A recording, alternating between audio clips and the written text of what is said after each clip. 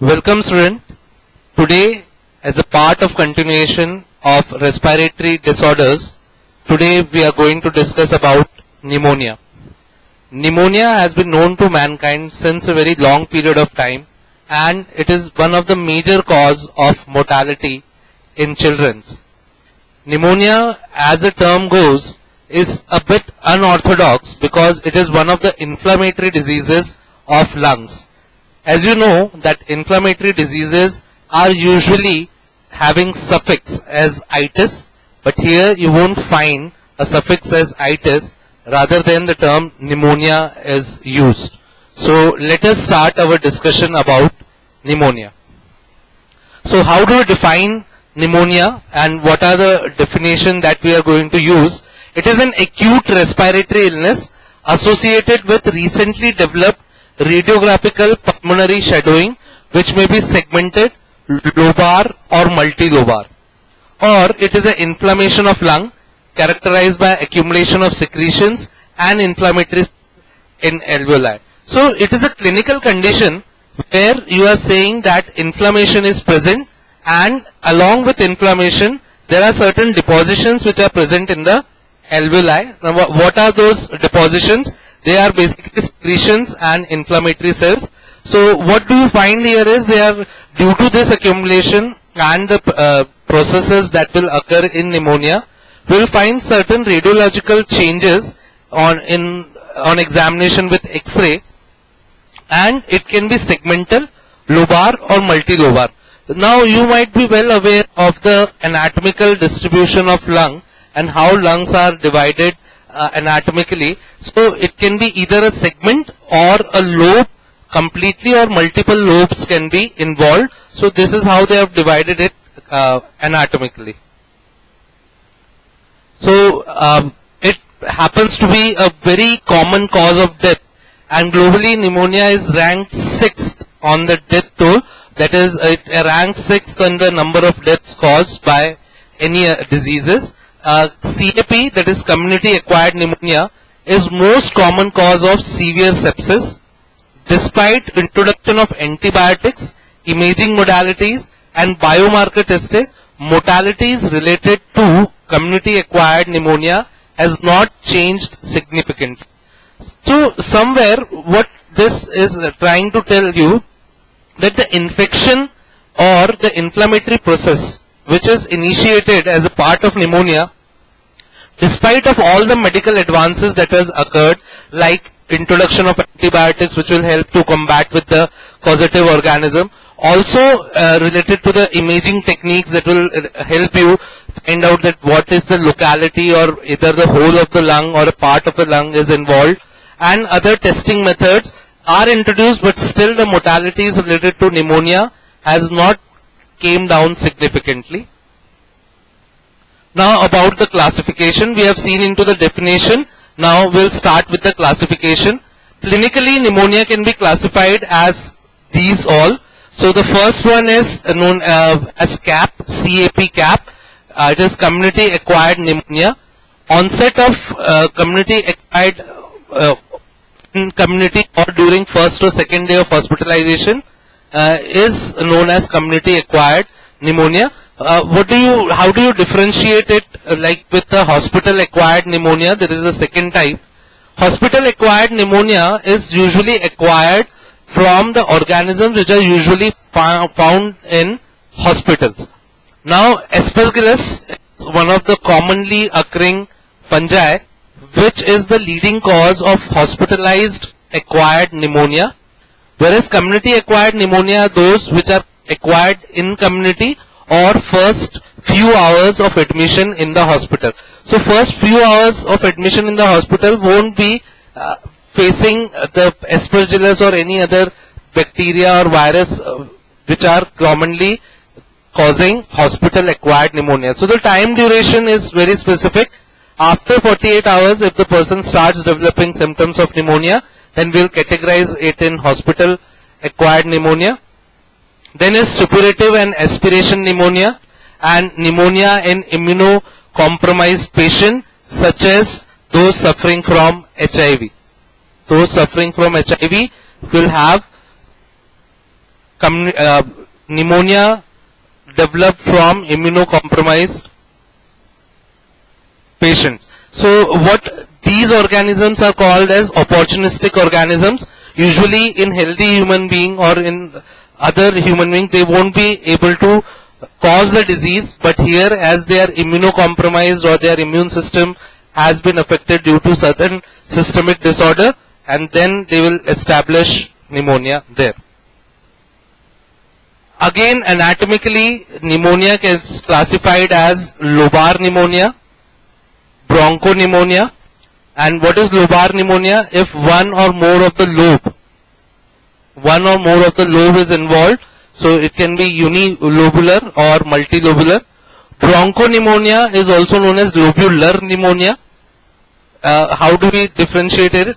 More patchy alveolar consolidation associated with bronchial and bronchular inflammation, often affecting both lower lobes.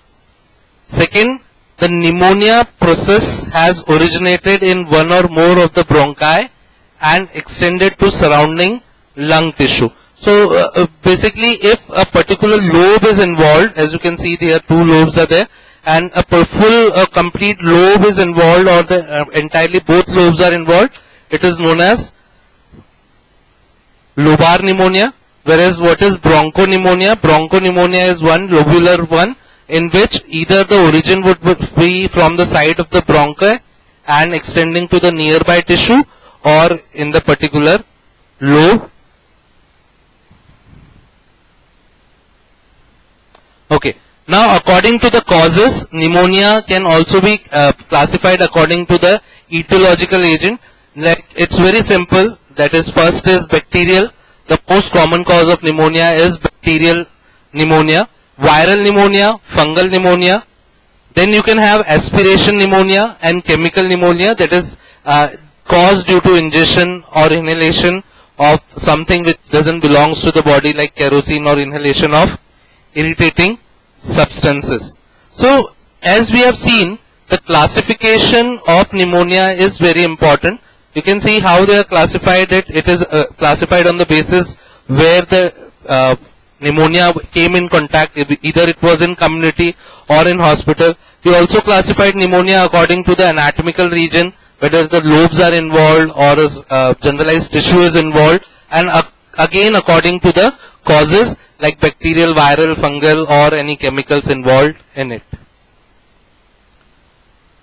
Now, usually our lungs are continuously exposed to certain type or almost all atmospheric influences, because the air we inhale contains many organisms that actually go inside your lungs, and our body helps, or the immune system of our body eliminates those organisms on a regular basis. But how come a person develops pneumonia and some people doesn't? So there are certain defense mechanisms which are present in human body, and due to presence of these defense mechanism, usually people don't suffer from pneumonia. So what are the defense mechanisms that prevents the lungs from infection? The very first is the anatomical barrier. It's a barrier which the epiglottis and larynx, which usually doesn't allow infection to spread down to your lungs. Then cough reflex. The cough is basically a reflex which is to eliminate certain unwanted substance trying to enter into your air tract. Suppose in case if you have inhaled certain amount of dust, immediately you have a cough reflex so that you won't be able to ingest or inhale that dust deep into the lungs. Tracheobronchial secretions. There are certain secretions coming from the columnar epithelium present in the bronchi, and those secretions trap the abnormal or the noxious agents entering into the lungs. Mucociliary lining, cell and humoral mediated immunity. So obviously the localized immune system present there, and also the antibodies based immune system will also try to fight out.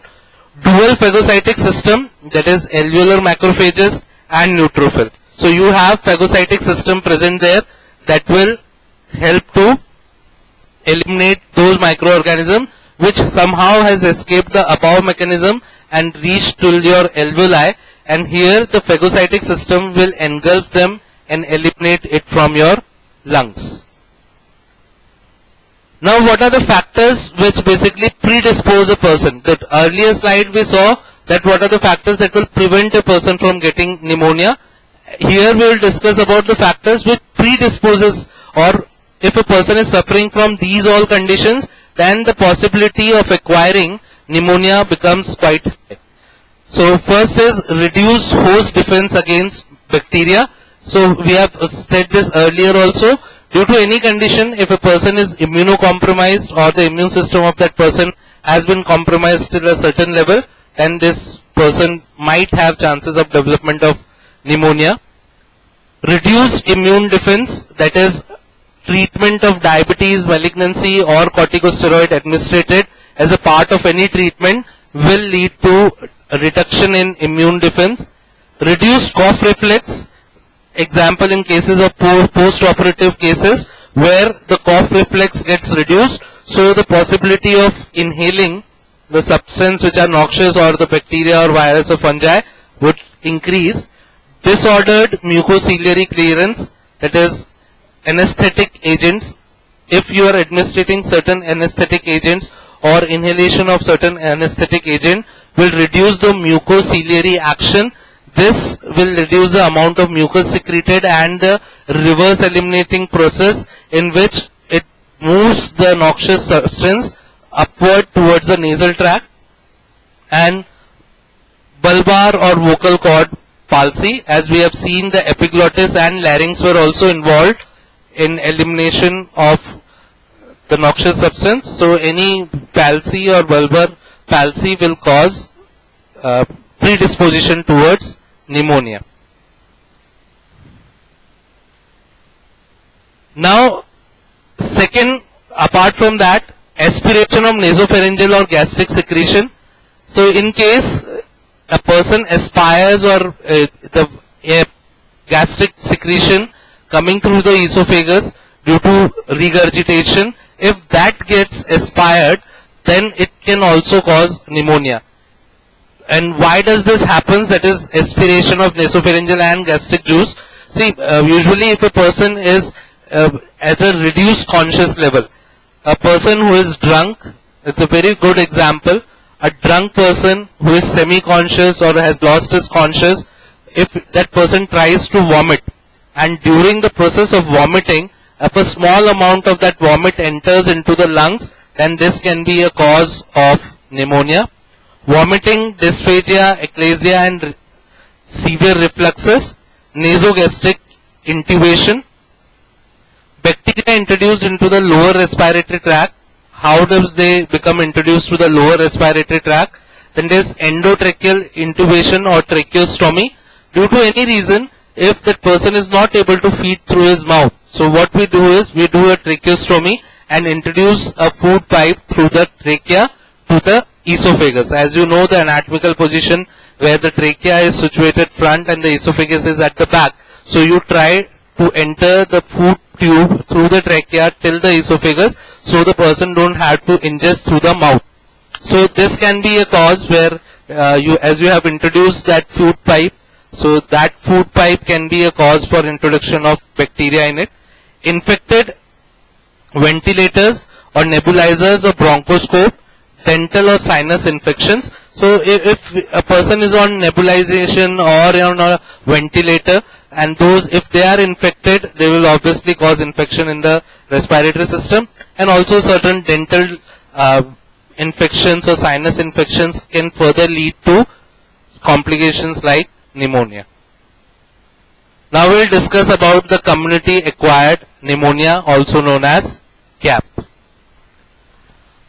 According to BTS guidelines, how community acquired pneumonia is defined, it is an acute lower respiratory tract infection accompanied by new infiltrates on chest radiography or auscultatory finding consistent with pneumonia in a patient not hospitalized or residing in a long-term care facility for more than 2 weeks before onset of symptom. So the point to be noted here, it is an acute lower respiratory tract infection where the infection was acquired not from a place which is usually a place many types of infection can be found, like a hospital or a long-term daycare or care facility, and that duration is somewhere 2 weeks before the onset of symptom. How is this type of community acquired pneumonia spread? It is spread from one person to other, and the mode of transmission is the droplet infection. That is, if suppose a person standing in front of me and I am having this pneumonia, if I sneeze in front of him and I don't use a handkerchief or my hands, then the droplets coming out of my mouth and my nose can bear those bacteria or virus or fungi which has caused pneumonia in me, and they can be transmitted to the person standing in front of me. May occur in previously healthy individuals. Streptococcus pneumoniae remains the most common infecting agent. So, community acquired pneumonia, the most common cause is Streptococcus pneumoniae. Other organisms may be involved depending on the age of the patient and the clinical context. Viral infection are important cause of community acquired pneumonia in children, and their contribution to adult community acquired pneumonia is increasingly recognized. So obviously, before bacteria, viruses are also to be considered. Mycoplasma pneumoniae is more common in young people and in the elders. So extreme of ages, you can see that Mycoplasma pneumoniae can be found causing a disease in both extremes of ages. Haemophilus influenza is more common in elderly patients, particularly when underlying lung disease is present. So super added infection would be this community acquired pneumonia, where that is particularly of this type, that is Haemophilus influenza. Already the patient who is elder and having an underlying lung disease would add pneumonia as a disease. Legionella pneumophila occurs in local outbreak and a centered contaminated cooling tower in hotels, hospitals and other industrial buildings. So this is somewhat related to a community spread, where this particular organism would spread through the cooling vents present in hotels and hospitals and other industrial buildings. Staphylococcus aureus is more common following an episode of influenza.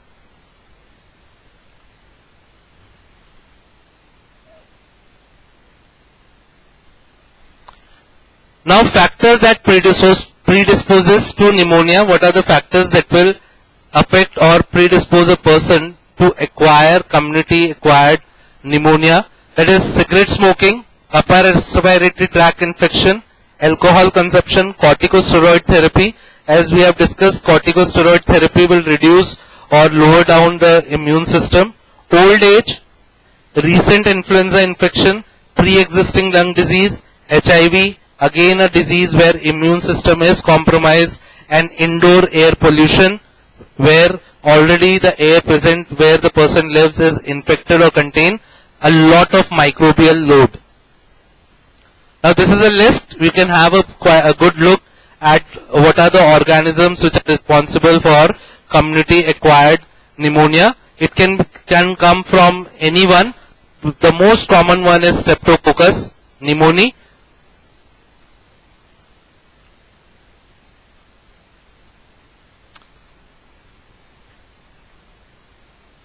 We'll discuss about its pathophysiology in the next session. That is a part 2 of pneumonia. Thank you.